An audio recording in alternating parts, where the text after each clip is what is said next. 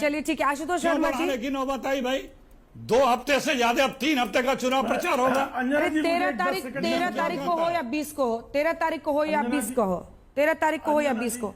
हाँ प्रेम शुक्ला जी, जल्दी से बोलिए, जल्दी से, सिर्फ 10 सेकंड का जवाब सर। देखिए इनका झूठ, इनकी झूठ देखिए। केरल में उपचुनाव को आगे बढ़ाने के लिए कांग्रेस की तरफ से पत्र लिखा गया कि कलपति राष्ट्रोत्सवम जो है त्योहार है, इसके कारण जो है तिथि 20 तक को बढ़ा दी जाए। केरल की में बाकायदा कांग्रेस का पत्र है और यहाँ आरएलडी का, बीजेपी का और बीएसपी का पत्र है उत्तर प्रदेश में। और आपके चैनल पर बैठकर आपको अफवाहें फैलाने वाला कह रहे हैं इनको केरल चुनाव केरल में बढ़ सकता है, यूपी में नहीं बढ़ सकता। क्या बातें करते भाई। अब देखिए इनका पर्दा फट गया, इनका बुरका फटा, इनका कैसे झूठ बोलते हैं। आपको कह रहे थे आप अफवाहें फैला रही हैं। केरल में बढ़ना चाहिए, यूपी में नहीं बढ़ना चाहिए। गजब बातें कर रहे हैं भाई। ये केरल के त्योहार है, यूपी के त्योहार नहीं है। क्या बातें करते हैं अखिलेश जी। तो इतना लेट क्यों बढ़ाया फिर? आपकी सरकार ने तो तभी लिख के यूपी का दिया था, उसी समय क्यों नहीं बढ़ाया गया? निर्वाचन आयोग क्या नियम है? 14 दिन से ज्यादा फिर चुनाव प्रचार होगा यूपी में। निर्वाचन आयोग का भी एक बकवास कर रहे हैं। निर्वाचन आयोग भी एक नियम के तहत आपका बुर्का फाड़ दिया मैंने। अब निर्वाचन आयोग भी एक नियमों के तहत बंधा हुआ है। 2 हफ्ते चुनाव प्रचार के लिए मिलते हैं, अब 1 हफ्ते और चुनाव प्रचार के लिए बढ़ेंगे। ये कैसे वो आपकी सरकार ने पहले ही दी थी। अखिलेश जी चिट्ठी लेकर गोलपोस्ट बदलिए, गोलपोस्ट लेके भाग जाइए, क्योंकि आप तो इसीलिए मैंने बोला भी है, जो कांग्रेस की तरफ से केरल में चिट्ठी लिखी गई है वो चिट्ठी दिखाएं स्क्रीन पर, फिर पता चलेगा जनता को कौन अफवाह फैलाता है। सवाल यह है कि देखिए आपसे पूछा गया था, जवाब वही देना चाहिए। हर एजेंसी पर, देश में हर संस्था पर उंगली उठाकर आप लोग पाक साफ नहीं होंगे। जनता भी आपको आंक रही है। आशुतोष जी, 13 को हो या 20 को हो सर, अगर जनता आपके साथ है तो 20 को भी वोट करके आप लोग जीत सकते हैं। डेट शिफ्ट करने से क्या होगा? और कार्तिक पूर्णिमा कई जगहों पर आपको भी पता होगा, यूपी के ही आप हैं। इनको ये चिट्ठी चुनाव आयोग का है, इलेक्शन कमीशन ऑफ इंडिया की तरफ से आई हुई ये चिट्ठी। जैसे ही मुमकिन हो स्क्रीन पर दिखाइएगा ताकि हमारे, ये देखिए, और ये देखिए ऊपर तक ले जाइएगा। ये दूसरे पैराग्राफ की दूसरी लाइन है। Subsequently, representations have been received in the commission from various recognized national and state political parties, including BJP, Congress, BSP, and RLD, and some social organizations for change of date in assembly polls. और इसीलिए मैंने अखिलेश प्रताप सिंह आपसे सवाल पूछा था कि क्या आप लोगों ने भी, क्योंकि इसमें स्टेट स्पेसिफाइड नहीं है, क्या आप लोगों ने भी चिट्ठी लिखी थी? के बारे में जब हम बिल्कुल यूपी के बारे में पूछा, क्योंकि इसमें स्पेसिफाइड नहीं है। यूपी उपचुनाव के बारे में कोई पत्र लिखा हो तो बताएं, क्योंकि इसमें नहीं स्पेसिफाइड है। के बारे में आपने सवाल पूछा था। जाएंगे, क्योंकि इसमें यूपी स्पेसिफाइड नहीं है, इसलिए मैंने आपसे सवाल पूछा। मैंने कोई आरोप नहीं लगाया, मैंने सिर्फ सवाल पूछा था। और सवाल का जवाब देने के लिए आप आते हैं अपनी पार्टी की तरफ से, ना कि दूसरों पर चिल्लाने के लिए और हर किसी पर मिट्टी उछालने के लिए। इस बात का आगे से ख्याल रखिएगा। कुछ भी बोलकर आप नहीं निकल सकते हैं। बाकी मेहमानों को दिखाइए, बाकी मेहमानों को दिखाइए। आशुतोष जी, मुद्दा है कि जांच पर सुप्रीम कोर्ट पहुंची है झारखंड सरकार। 29 सितंबर को बांग्लादेशी घुसपैठ पर झारखंड हाईकोर्ट ने फैक्ट फाइंडिंग कमेटी के गठन का आदेश दिया था। इसकी गंभीरता को ही तो देखते हुए दिया था ना। संथाल परगना के इलाके में 44 से 28% आ गई है आदिवासी पॉपुलेशन। अब देखिए, झारखंड में घुसपैठ की जांच के खिलाफ हेमंत सोरेन सरकार कोर्ट पहुंचती है, सुप्रीम कोर्ट पहुंचती है। राज्य सरकार में जो फैक्ट फाइंडिंग कमेटी बनाने के हाईकोर्ट का आदेश है उसको चैलेंज करते हुए पहुंचती है। अब 8 नवंबर को इसकी सुनवाई होगी और झारखंड सरकार की तरफ से कपिल सिब्बल ने सुप्रीम कोर्ट के सामने यह मामला रखा है। क्या यह शक नहीं पैदा करता है, अगर फैक्ट फाइंडिंग कमेटी तो बननी है, उसके खिलाफ सरकार का कोर्ट में पहुंचना क्या कहता है? मीना जी, 2-3 सवाल हैं। पहली बात तो यह है कि घुसपैठ कोई हिंदुस्तान के अंदर से तो हो नहीं रही है। अंतर्राष्ट्रीय सीमा क्रॉस कर ही कोई आदमी आएगा। नहीं, बांग्लादेश की जो अंतर्राष्ट्रीय सीमा है उसको पार करके ही कोई हिंदुस्तान के अंदर आएगा, और जो आएगा उसको ही घुसपैठिया कहा जाएगा। भारत का नागरिक अगर कश्मीर से कन्याकुमारी तक कहीं भी जाता ना तो उसको घुसपैठिया कहा जाता है और ना ही उसके आने जाने पर किसी तरीके का कोई प्रतिबंध है। तो प्रश्न इसी बात को लेकर यह है कि ये अंतर्राष्ट्रीय जो सीमा है उसकी सुरक्षा की जिम्मेदारी किसकी है? और अगर पिछले 10 सालों में या पिछले 20 सालों में लगातार वहां से घुसपैठिए आ रहे बांग्लादेश से, तो ये जवाबदेही तो केंद्र सरकार की बनती है। अगर 2014 के पहले से घुसपैठिए आए तो मनमोहन सिंह सरकार की जिम्मेदारी, उसके पहले से अगर आए तो अटल बिहारी वाजपेयी सरकार की जिम्मेदारी, उसके पहले से अगर आए तो यूनाइटेड फ्रंट सरकार की जिम्मेदारी है, और 2014 से अगर इधर आए तो फिर नरेंद्र मोदी सरकार की जिम्मेदारी है। तो ये असफलता तो केंद्र सरकार की है, इसके लिए राज्य सरकारों को आप दोषी नहीं ठहरा सकते। पहला प्रश्न इसी बात को लेकर ही है। दूसरी बात, बांग्लादेश के घुसपैठियों का प्रश्न 1971 के पहले से लगातार उठता रहा है और इसको लेकर असम के अंदर एक बड़ा आंदोलन भी चलता रहा है। प्रश्न इसी बात को लेकर यह है कि अगर कोई सरकार या कोई मुद्दा अगर उसको लगातार उठा रहा है तो क्या इसकी स्टडी की गई है कि कितनी संख्या में बांग्लादेशी घुसपैठी यहां पर आए हैं? इसकी जहां तक मेरी जानकारी है अभी तक इसको लेकर किसी तरीके की ना तो कोई रिसर्च की गई, ना कोई इंक्वायरी की गई। नहीं, कोई डेटा नहीं है, कोई डेटा नहीं। तो अब जब डेटा नहीं है तो भाई 10 साल से तो नरेंद्र मोदी जी की सरकार थी, आज वो खुद ही घुसपैठियों के सवाल को खड़ा करें तो क्या अपनी सरकार को कटघरे में खड़ा कर रहे हैं? वो जवाब दीजिए प्रेम कटघरे में खड़ा, अगर कटघरे में खड़ा कर रहे हैं तो ये ठीक बात नहीं। चौथी बात क्या है कि चलिए मान लीजिए घुसपैठिए देश के अंदर आ गए, मान लेता हूं आपकी बात है, इसमें कोई दो राय नहीं है। तो एनआईए नाम की एक संस्था का गठन किया गया है जिसका काम है कि वो जो टेररिज्म के सवालों को जुड़े सवाल है उससे जुड़े, या अगर चलिए मान लिया एनआईए भी नहीं है, दूसरी संस्थाएं भी हैं, उन्होंने कितने घुसपैठियों को देश के अंदर पकड़ा है, गिरफ्तार किया है और उनको जेल भेजा है। पांचवा प्रश्न इसी बात को लेकर यह है कि पिछले 10 साल में ऐसे कितने बांग्लादेशी घुसपैठिए पकड़े गए हैं जिनको बांग्लादेश की सीमा में ले जाके छोड़ा गया है। तो ये सारे डेटा पब्लिक में आने चाहिए, तब तो अगर डिबेट हो तो बात बनती है, अन्यथा तो यही कहा जाएगा कि चुनावी मुद्दा है।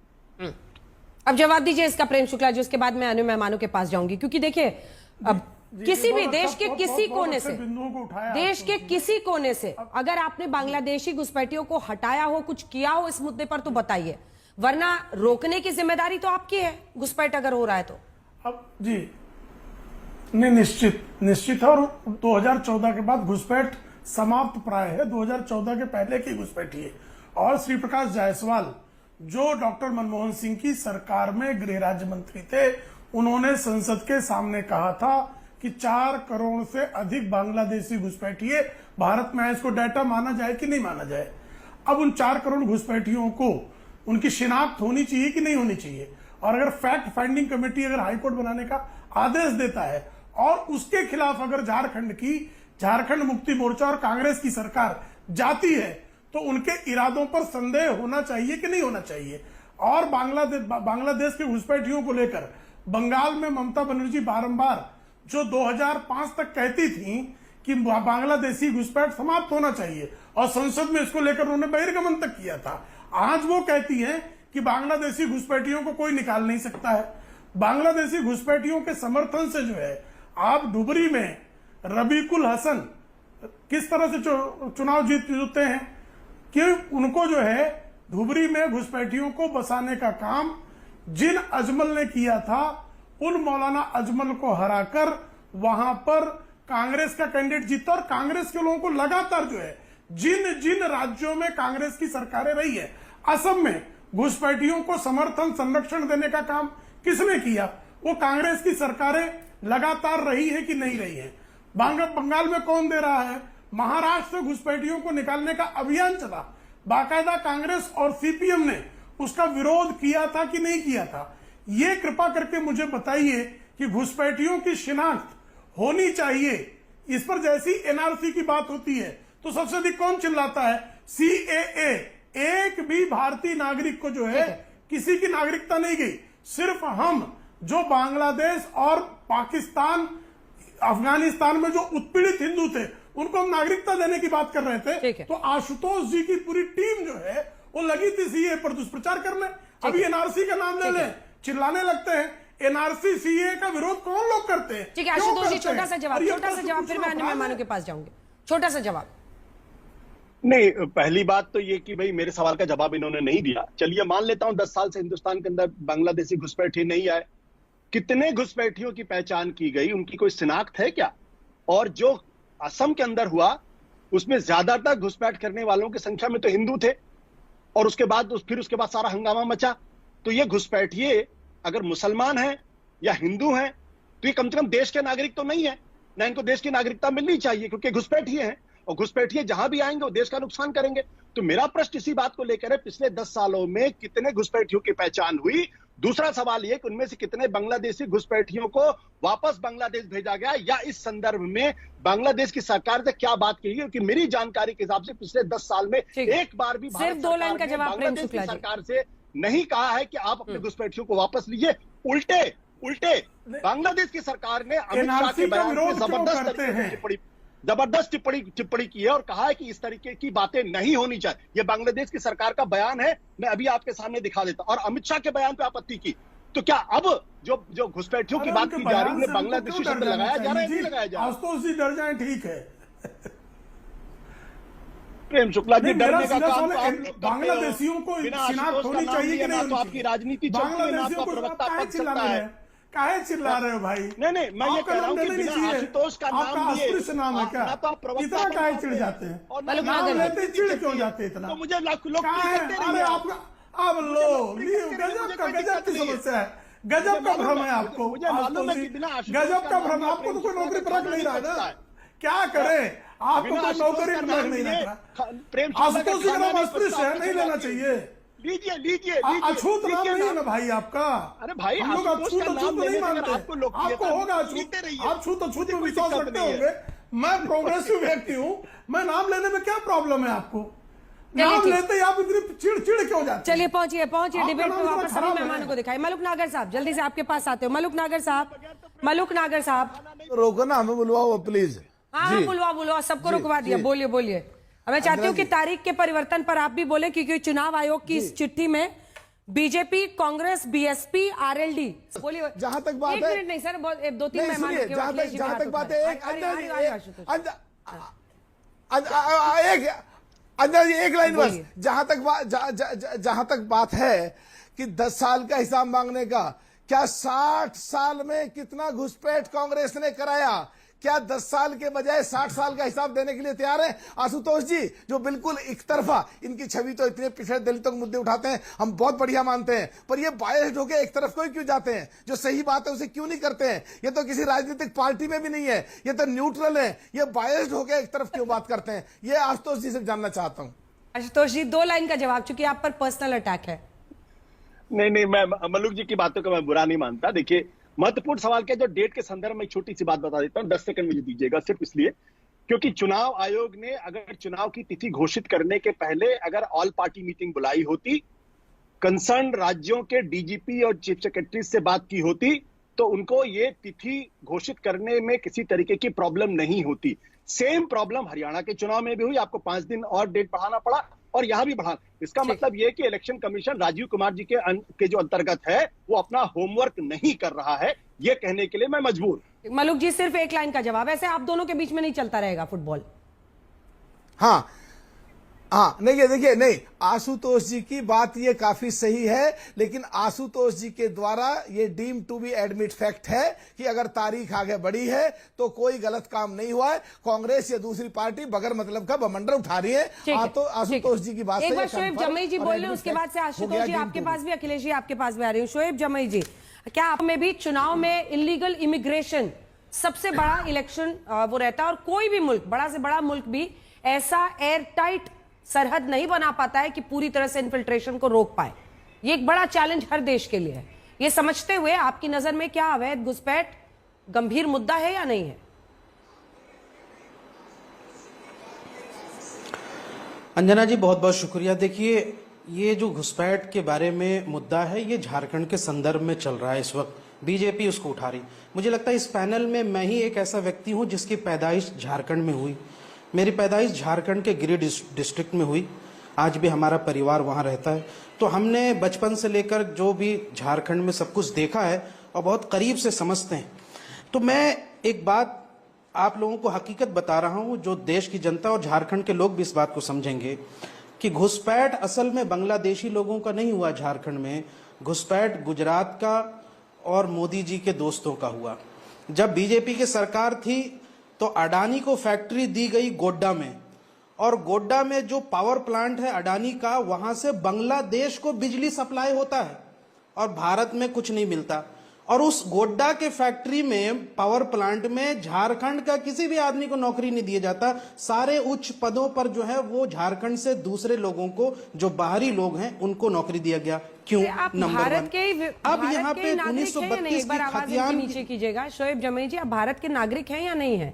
आपको अवैध घुसपैठ और गुजरात से आए हुए लोग में फर्क नहीं दिखाई दे रहा है? मतलब इस देश में क्या अलग अलग राज्यों में लोग जा नहीं सकते हैं? आप खुद कह रहे हैं आप वहां के हैं, गिरिडीह के, और आप अभी कहीं और आकर बसे हुए हैं, और मुझे जितना पता है दिल्ली में रह रहे हैं, तो आप अवैध घुसपैठिए हो गए? थोड़ा तो सोच समझ के आप लोग बात किया कीजिए। खुद ऐसे लोग हैं आप लोग जो एक राज्य से दूसरे राज्य में गए हुए हैं, फिर गुजरात से आए हुए लोग वहां अवैध घुसपैठ कर रहे हैं। कुछ भी आप लोग बोलते हैं, AIMIM के नेता अपने आप को कहते हैं। वापस आ रही हूं आपके पास से आशुतोष वर्मा जी। सवाल यह है कि योगी आदित्यनाथ मुख्यमंत्री साहब ने जो झारखंड में बोला, उन्होंने अपने ही नारे का एक्सटेंशन किया है, बटेंगे तो कटेंगे, और उसके आगे वो कह रहे हैं कि जब बताइए, आज डिकोड एकदम खुलकर बताते हैं। इसके बाद फौरन आ रही हूं अखिलेश। मुंबई में बमकांड करके जब समाजवादी पार्टी के अबू हासिम आजमी के षड्यंत्र से जब इस मुंबई शहर में आतंकवादी वारदात हुई, तो 250 लोग कौन काट के गया था, कौन मारे गए थे, किसके चीथड़े उड़े थे, वो कौन थे? और जुमे की नमाज के समय, रोजे के समय, जुमा का दिन देखकर बमकांड करने वाले लोग कौन थे? और उस याकूब मेमन को जब फांसी की सजा हुई, तो उसकी शव यात्रा में अल्लाह अकबर नारा के नारे लगाने वाले सपाई कौन थे? क्यों कर रहे थे वो? राम जन्मभूमि पर आतंकी हमला करने वाले का मजहब पूछकर उसको छोड़ने वाले कौन लोग थे? कौन लोग थे जो अफजल हम शर्मिंदा है, तेरे कातिल जिंदा है का नारे लगा रहे थे?